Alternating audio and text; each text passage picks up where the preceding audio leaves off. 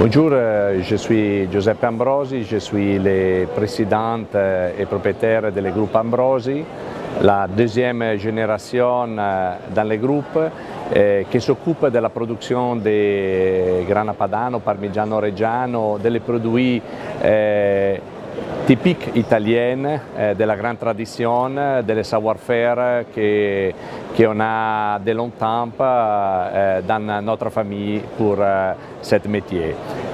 On s'est bien développé dans les marchés français dans les derniers 25 ans pour transporter ici notre savoir-faire et transporter la culture italienne des bons fromages typiques italiens qui a trouvé un bon accueil dans tous les consommateurs de ce magnifique pays.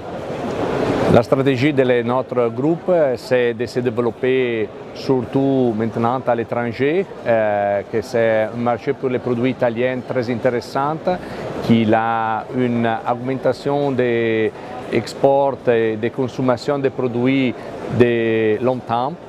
Nous, on est présent avec ce développement dans à peu près 50 pays où on arrive toutes les semaines avec les produits italiens. Ça, c'est une grande force d'organisation pour faire un service des produits italiens dans tout le monde. Notre premier marché à l'étranger, c'est la France, où on est présent dans les 90 et on a bien développé toute la côté des food service et aussi de la GMS pour faire retrouver notre produit à les consommateurs dans toutes les possibilités d'utilisation. On a une deuxième société de distribution en États-Unis pour la distribution de notre produit dans toute la Nord-Amérique. Et après ça, on arrive dans toute l'Europe et dans les pays asiatiques, le Japon en premier, qui est un grand consommateur de fromage italien, et aussi dans les pays de l'arabe où on est en train de développer aussi la consommation dans surtout les food services avec tout le développement du tourisme et de la restauration italienne qui est en train de monter beaucoup aussi dans ce pays. Eric Fouex, je suis le directeur général de la société Ambrosi Émis France, dont la mission est de commercialiser les produits de nos actionnaires, qui sont pour une part Émis pour les fromages de Suisse et d'autre part Ambrosi pour les fromages italiens. On a une activité qui fait environ 100 millions d'euros en France et pour l'instant exclusivement limitée à la France. Effectivement, on a une forte progression de chiffre d'affaires. En 2008, on faisait environ 35 millions d'euros.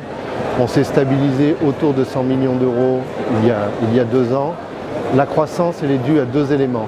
D'abord une croissance organique parce que le marché, notamment le marché du fromage italien, croît tous les ans d'à peu près 10%.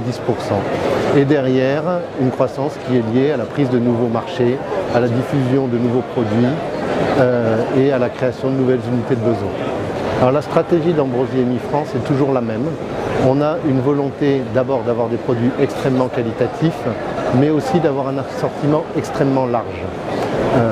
On est aidé en ça par une offre italienne qui est pléthorique et on a une capacité à offrir des nouveaux produits pour le marché français qui est presque entre guillemets illimité. On va continuer à offrir des produits dont le fil conducteur est toujours le goût et on va continuer de faire découvrir des nouvelles unités de besoin aux consommateurs français.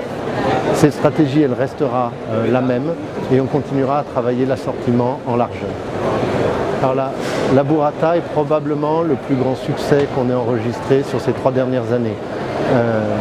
La burrata, c'était un fromage qui était totalement inconnu il y a encore 5 ans. Aujourd'hui, je pense que la quasi-totalité des restaurateurs ont ce produit à la carte. Pour être transparent, il y a 5 ans, quand on a commencé la burrata, on achetait un colis, on jetait presque l'équivalent d'un colis.